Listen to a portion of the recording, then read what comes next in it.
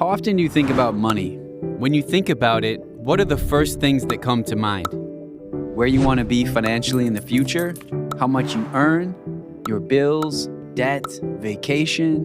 Do you think about how much you want to save or invest maybe? Most of us think about money every day.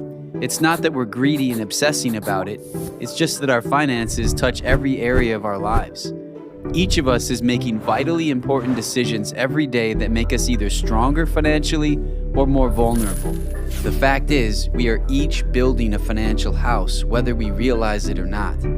How you build your house, the choices you make, will determine where you end up financially.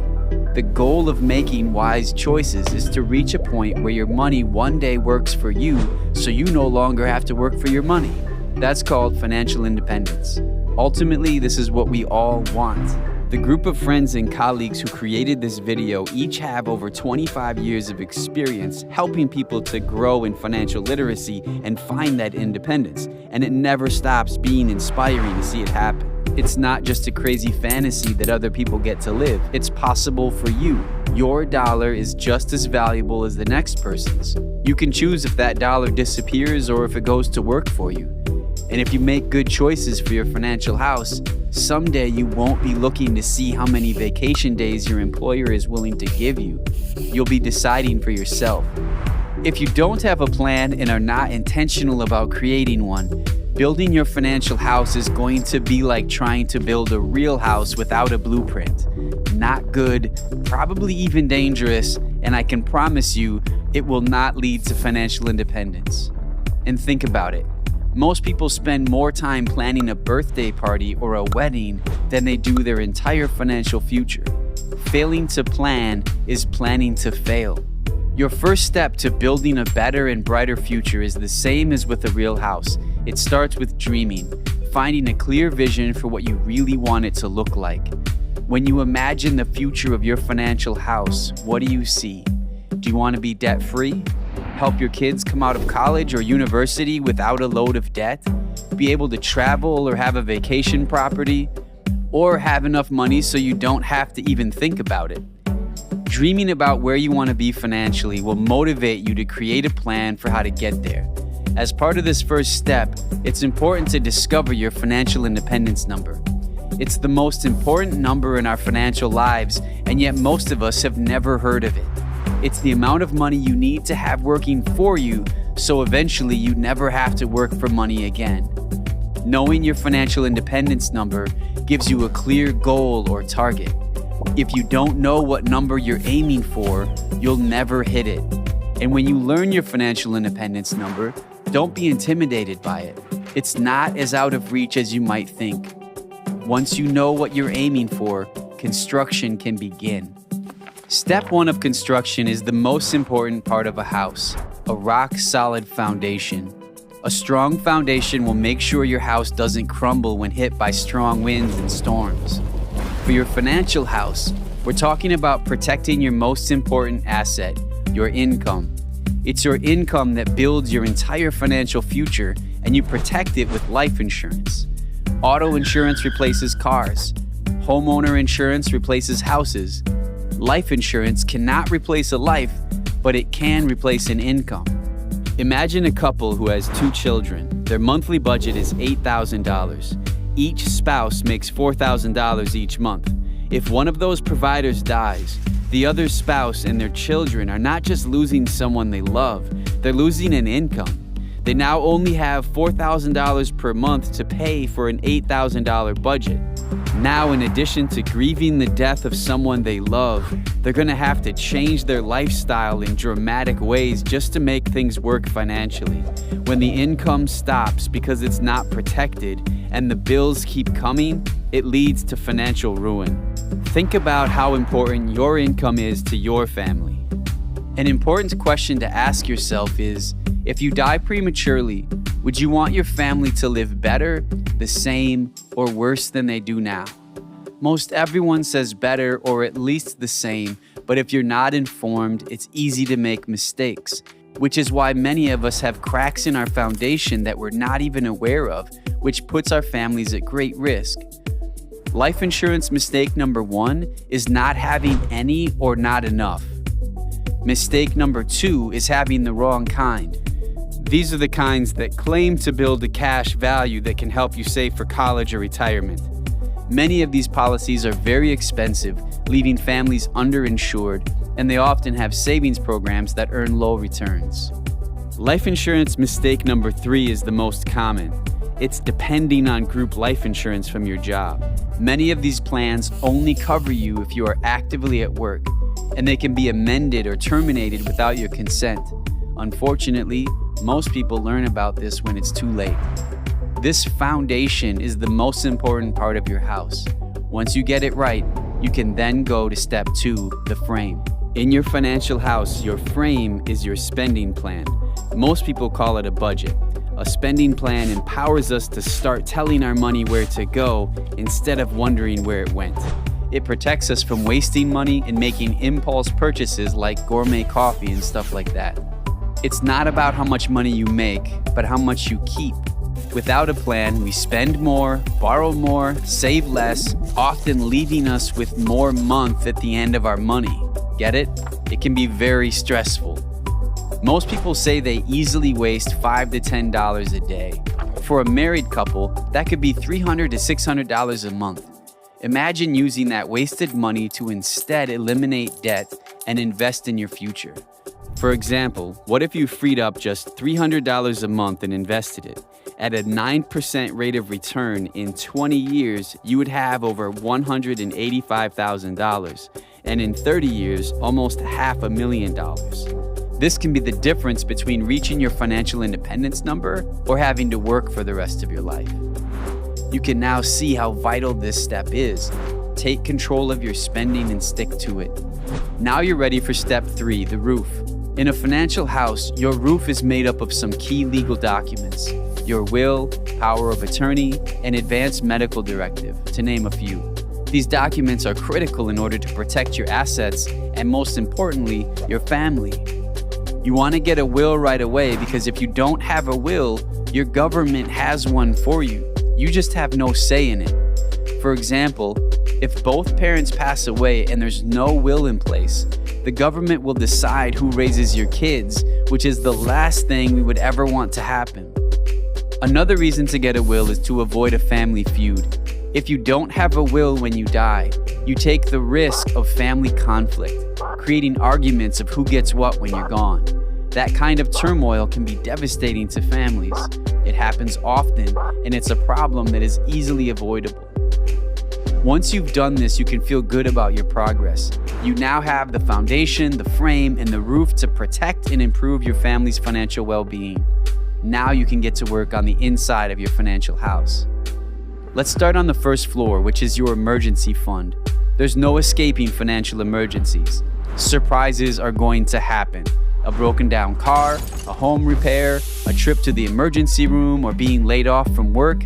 And most people admit that when their next emergency hits, they will need to go into credit card debt or even worse, use their retirement savings for their emergency, which can be like a wrecking ball to their financial future. Just like an umbrella protects you from getting wet, an emergency fund protects you from that wrecking ball. It protects you from going backwards. Your goal is to have enough money saved to cover a minimum of 3 months and ideally 6 months of your living expenses. If that seems hard to do, you can begin by saving up at least $2,000. Once you pay off some debt or you are earning more, you can go back and finish setting aside the 3 to 6 months of expenses. Now let's tackle the second floor of your financial house. Here your mission is to eliminate debt. There are different kinds of debt: car loans, student loans, credit cards, and mortgages. At this point in your financial journey, the most critical debt to deal with is from credit cards. Credit card debt is the financial cancer of today. It robs us of our ability to invest, create wealth, and ultimately prevents us from reaching our financial independence number. Did you know if you make a one-time $3,000 credit card purchase with an 18% interest rate with no new purchases and only made the minimum payments, it would take at least 10 years to pay off, and you would end up paying more than $2,000 in interest charges? That costs you 66% more than the item you purchased. That's why this step is so important. The quicker you get out from under credit card debt, the quicker you'll be able to pay off other debt and begin investing much more towards your future. Debt stacking is a simple, effective strategy that pays off debt fast. It's when you pay off one debt and then use those dollars to pay off the next debt and to continue that pattern until you are totally debt-free. And then instead of wasting your extra money, you invest it. You can transform your debt payments into wealth. Debt is the enemy. Defeating it feels great, and it's another vital step in your journey towards financial independence. The third floor is the last floor of your financial house, and it's all about investing. Unfortunately, this is where most people fail terribly. Why? No one taught us about it. In school, we had math, English, science, and history, but how many of us had a class called money? Have you ever been taught about the rule of 72, compound interest, the time value of money, dollar cost averaging, mutual funds? Those are some of the tools that people use to grow their money. When you invest your money properly, it can grow exponentially. Investing the right amount of money over time in the right places enables you to reach your financial independence number. The rule of 72 may be the most important rule in money. It's a very easy mathematical formula that tells you approximately how long it takes for an investment to double in value based on its rate of return. Here's the formula. You take the number 72 and divide it by a given interest rate. So if your investment is going to grow with a 2% rate of return, you can divide 72 by 2, which equals 36, and that tells you your money will approximately double every 36 years. If you see a 6% rate of return, your money will approximately double every 12 years. And if your rate of return is 12%, then it's every 6 years. That is exponential growth that can happen over time, which leads us to what is the most life-changing financial concept. It's something we can all understand and take advantage of: the power of compound interest. Albert Einstein called it the eighth wonder of the world. Here's a real-life example. Let's say you freed up some money using your spending plan and debt stacking, so now you can invest $500 each month. If you invest this way for 35 years at a 2% rate of return, your money will grow to $304,280. At a 6% rate of return, it will grow to almost $716,000. But if you average a 9% rate of return, your money will grow to nearly $1.5 million. That's the power of compound interest. Your money can earn you more money just by being in the right place. The key to harnessing the power of compound interest is getting time on your side. It's called the time value of money. The more time money has to grow, the better. When someone starts investing in their early 20s, they could see a far greater result than if they waited till they were in their 30s or 40s. Ben Franklin once said, "You may delay, but time will not." No matter what age you are, if you haven't started, start now. One day when you have enough money working for you that you no longer have to work for money, you will be glad you started today. When people build a new house, they experience a very special feeling that first night they get to sleep there. It's a great sense of accomplishment. When it comes to your financial house, you won't need to wait till it's completed to feel that way. As soon as you get on the right path, you'll be able to feel the satisfaction of knowing you have a bright future ahead. You'll be able to trade stress and anxiety for peace and security. You'll be providing a rock-solid and beautiful financial house for the people who are most important to you. By getting your financial house in order, you can help your children build theirs. Your smart choices today can positively impact your family's financial trajectory for generations to come. And that impact can go beyond your own family. Something we haven't talked about yet, but is very important, is generosity. Being able to give generously to those in need, your place of worship, your community, or a nonprofit that's important to you is a powerful and rewarding way to make a difference. When your financial house is strong, your impact, can be that much greater. Here's a great question to consider. What action can you take now to ensure the things you learned in this video get applied in your own life? It's easy to put off, and there's probably never a convenient time, but you're losing money every minute you wait. The clock is literally ticking. And remember, it's not what you know that gets you where you want to go. It's what you do with what you know. You can have exercise equipment in your house and know what it does, but it's not going to change your life unless you use it. Money is the same way. Knowing about it is not enough. You must do something.